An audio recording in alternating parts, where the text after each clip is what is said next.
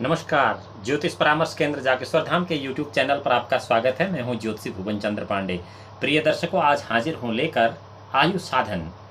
आपकी जन्म कुंडली के अनुसार आप कैसे देख सकते हैं कि किस जातक की कितनी उम्र है, यह आज की वीडियो का विषय है।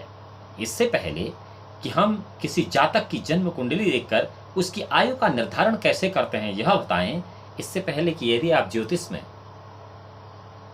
जिज्ञासा रखते हैं और जानना चाहते हैं ज्योतिष संबंधित जानकारी, तो ज्योतिष परामर्श केंद्र जागेश्वर धाम के YouTube चैनल को लाइक करें, सब्सक्राइब करें और बेल आइकन का बटन केवल इसलिए दबाएं कि सोशल मीडिया प्लेटफॉर्म पर सबसे पहले आपको यह जानकारी प्राप्त हो सके और आपकी ज्योतिष संबंधित शंका का समाधान हो सके। सबसे पहले बढ़ते हैं ग्रह योगों पर आयु का विचार, कि किस जातक की जन्म कुंडली में ग्रह योगों पर आयु का विचार कैसे किया जा सकता है। यदि आप ज्योतिष का प्रारंभिक ज्ञान रखते हैं तो आप आसानी से किसी जातक की उम्र का अवलोकन या आकलन आसानी से कर सकते हैं। यह ग्रह योगों और ग्रह राशियों और ग्रह भावों पर आधारित है। ज्योतिष में जो कि त्रिस्कंदज्ञ दैवज्ञ ज्योतिषी होता है उसके लिए तो आसान है, परंतु आम साधारण जनता यदि इसे जानना चाहे तो इसके लिए कुछ नियम जो हैं मैं यहाँ पर आपकी सुविधा के लिए बता दे रहा हूँ। शनि के तुला के नवांश में हो, शनि तुला के नवांश में हो और उस पर गुरु की दृष्टि हो तथा शनि और राहु 12वें भाव में हो और शनि वक्र हो, तो ऐसी जन्म कुंडली की उम्र केवल 13 वर्ष होती है। अर्थात ऐसे जातक की आयु मात्र 13 वर्ष होती है। अब वह 13 वर्ष के बाद किस प्रकार से शरीर का समापन होता है यह एक अलग विषय है। इसका एक अलग से वीडियो बनाया भी जा सकता है, लेकिन यह अभी उचित नहीं है। इसके लिए किसी दैवज्ञ ज्योतिषी के पास यदि आप बहुत अच्छी बहुत हद तक बहुत माइनर कैलकुलेशन करना चाहते, जानना चाहते, तो आपको ज्योतिष सीखना चाहिए। दूसरी बात यह है कि शनि कन्या के नवांश में हो और बुध से दृष्ट हो, राहु सूर्य मंगल बुध और शनि ये 5 ग्रह, इसमें से कोई 4 ग्रह अष्टम भाव में हो, मंगल और राहु या शनि राहु 12वें स्थान में हो, तो ऐसे जातक की आयु मात्र 14 वर्ष की होती है। तीसरा नियम यह है कि शनि सिंह के नवांश में हो और राहु से दृष्ट हो तथा चौथे में चंद्रमा और छठे में सूर्य हो, तो 15 वर्ष की मात्र आयु होती है। यह ग्रह योगों पर आधारित आयु है। चौथी बार यह है कि तीसरे या 11वें भाव में शनि, 5वें या 9वें भाव में सूर्य और गुरु और शुक्र केंद्र में नहीं है तथा शनि कर्क राशि के नवांश में केतु से दृष्ट है, तब उम्र 16 वर्ष होती है।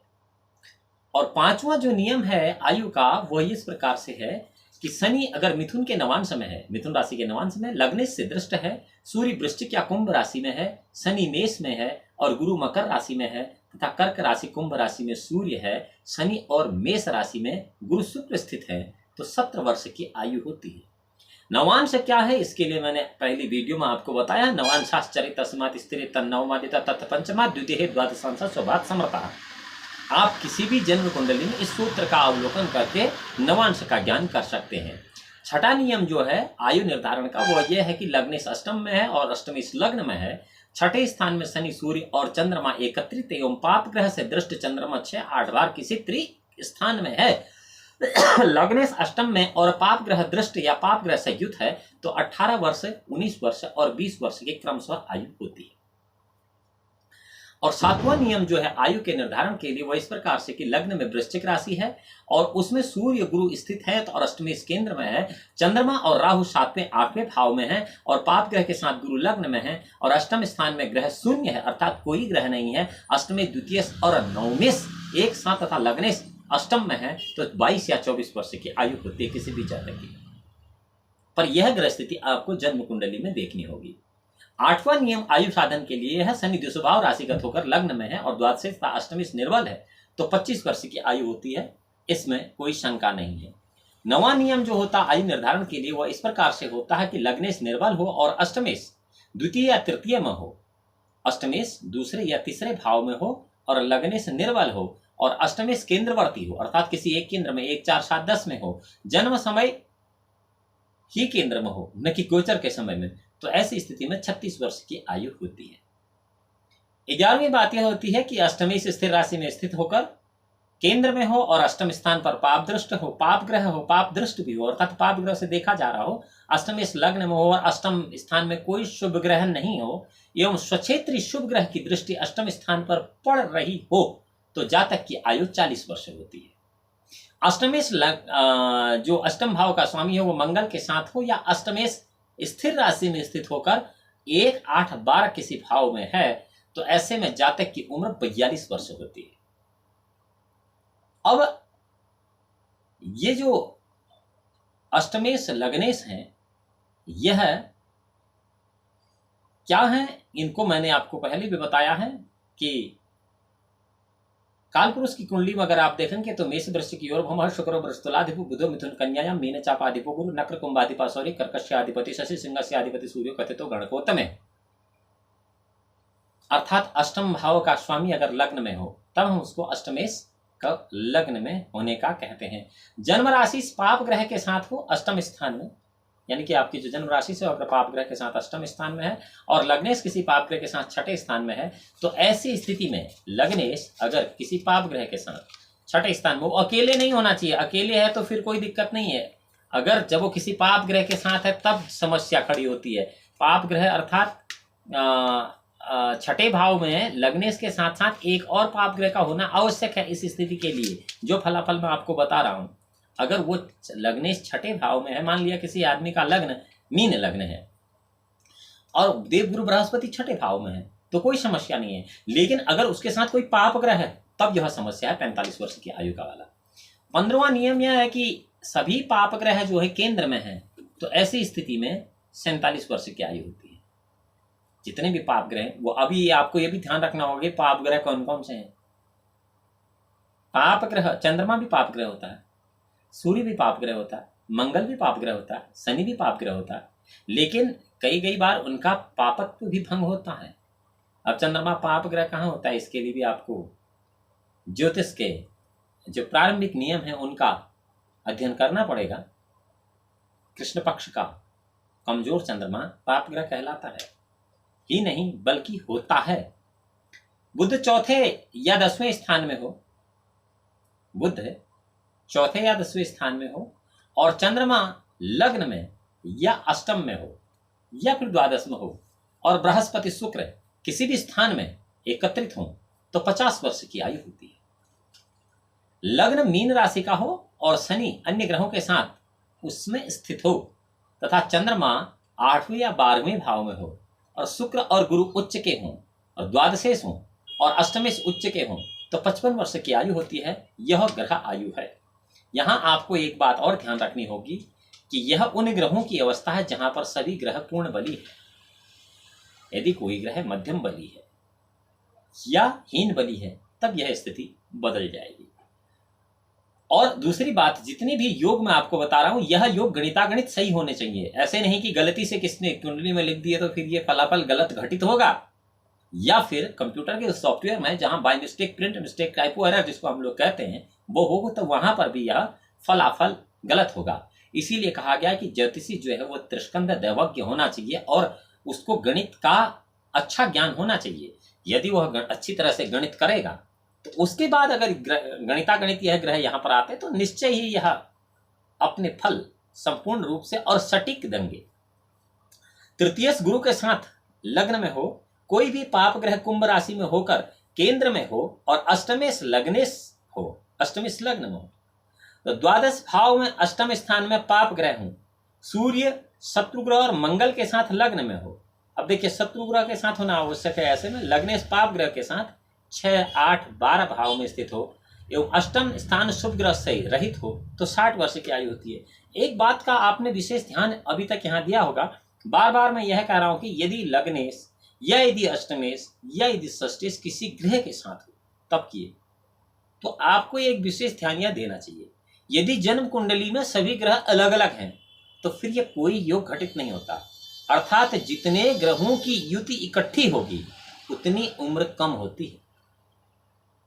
जितने ग्रह छिन्न भिन्न होंगे जन्म कुंडली में उतनी आयु लंबी होती है। यह ज्योतिष का सैद्धांतिक नियम है, परंतु इसका अर्थ यह नहीं है कि अपने मन से हम ग्रह को अलग अलग रख दें। उसके लिए ग्रह स्पष्ट करने के बावजूद ही वह ग्रह वहां आने चाहिए। गता भगटिका खतर्क गुणिता भवोगे धृता युता च भगतेन षष्टि गुणितेन द्विग्न कृता नवाब तल पूर्व के शशि भवेतु तत्पूर्वकम नभो अंबर विजय गजाब्द चतुर्लक्ष अष्ट सहस्र युग में जवाह कीर्तिता प्रस्तारस्तु यदाग्रे स्यादिष्टम संशोधे द्रोणम इष्टकालो यदाग्रे स्यात् प्रस्तार शोधे द्रोणम गतस्य दिवसादनेन गतर्निग्नि खषट हसा लब्ध मनसादिकम योज्यम भवेत स्पष्टो भवेद ग्रह। अर्थात इस विधि से अगर आपने ग्रह स्पष्ट किया है जो मैंने बताया, यहां पर मैं इसका अर्थ करना अनुचित समझ रहा हूं क्योंकि यह दुरुपयोग होने वाली चीज भी है। तो अगर इस हिसाब से आप ग्रह स्पष्ट करते हैं तो जो गणितागणित ग्रह आपकी जन्म कुंडली में फिट बैठेंगे वह इस फल को कतई दाएं बाएं नहीं कर सकते हैं, तब आपका फल निश्चित ही सही आएगा। तो यह आयु साधन का एक नियम है। अब एक नियम और यह भी है कि नीच का शनि केंद्र त्रिकोण में हो और रवि शुभ ग्रह के साथ, सूर्य जो है शुभ ग्रह के साथ किसी एक केंद्र स्थान में है, किसी भी 1 4 7 10 में, तो ऐसी स्थिति में 65 वर्ष की आयु होती है। मंगल 5वें भाव में, सूर्य 7वें भाव में, मंगल पंचम, सूर्य सप्तम, शनि नीच का, तो उम्र 10 वर्ष और 5 वर्ष और बढ़ गई 70 साल, 70 साल की होती है। अष्टम भाव में बलवान ग्रह अगर कोई देख रहा है, अष्टम भाव में कोई बलवान ग्रह देख रहा है तो उसकी धातु के प्रकोप से मृत्यु होती है। अर्थात सूर्य देखता है तो ये अनुमान लगा लीजिए, चंद्रमा देखता है तो ये अनुमान लगा लीजिए, मंगल देखता है तो ये अनुमान लगा लीजिए, बुध देखता है ये अनुमान लगा लीजिए। यह मैंने आपको बता दिया। अष्टम भाव में पाप ग्रह युक्त है, अष्टम भाव में कोई पाप ग्रह है तो कष्ट जो है, मरण जो है वह कष्ट पूर्वक होता है। और यदि अष्टम भाव में शुभ ग्रह है तो मरण सुख पूर्वक होता है। यदि अष्टम भाव में शुभ ग्रह है तो मृत्यु समय कोई कष्ट नहीं होता, लेकिन यदि अष्टम भाव में पाप ग्रह है तो कष्ट होता है मृत्यु के समय। और यदि अष्टम भाव में कोई ग्रह नहीं है तो फिर क्या है कि छठे भाव को देखना आवश्यक है। छठे भाव में शुभ ग्रह है तो भी कष्ट नहीं होगा, और छठे भाव में पाप ग्रह तो कष्ट होगा। यदि छठा भाव भी खाली है तब 12वें भाव को देखना है। 12वें भाव में यदि पाप ग्रह है तो कष्ट होता है, यदि शुभ ग्रह तो कष्ट नहीं होता। 12वां भाव भी यदि खाली है तब लग्न देखना होता है। लग्न में यदि शुभ ग्रह है तो कोई कष्ट नहीं होता है, और यदि पाप ग्रह है तो कष्ट होता है। अब ये कोई बड़ा विषय नहीं है कि कष्ट होता है या नहीं होता है, या फिर उम्र कितनी है कितनी नहीं है, दीर्घायु के लिए हम यहाँ पर बता नहीं रहे हैं। बस अब हम आपको निदान बताते हैं कि इन ग्रह स्थितियों को आप ठीक कैसे कर सकते हैं। क्योंकि आधान काले कमलोद भविनंग वर्णावली भाल तलांतराले या कल्पिता पश्यंति देवताम होरागम ज्ञान विलोचने न, गर्भ के समय में भगवान ब्रह्मा ने हमारे ललाट में जो भी लिख दिया है उसे होरा पारागामी जो ज्योतिषी हैं, जो विद्वान गण हैं, वह अपने ज्ञान रूपी लोचन से पढ़ लेते हैं। अगर वो इसको ज्ञान रूपी लोचन से पढ़ लेते तो इसका निदान भी जानते हैं। तो इस अल्पायु को ठीक करने का उपाय क्या है? इस अल्पायु को ठीक करने का उपाय महामृत्युंजय का मंत्र है।